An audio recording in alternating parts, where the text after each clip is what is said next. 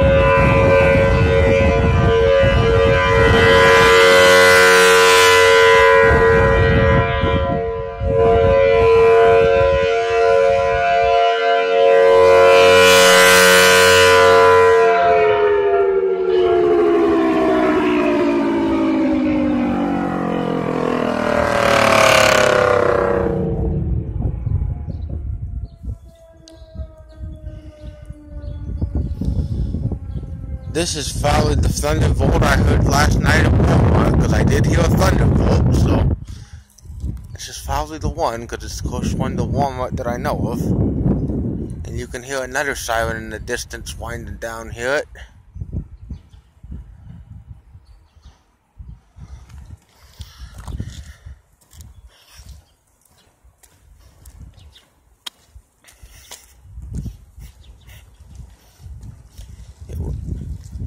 wasn't the real thing this time, though. Thank God. I'm still grateful we didn't get hit with a tornado last night, as it just went off for safety because of winds, so it was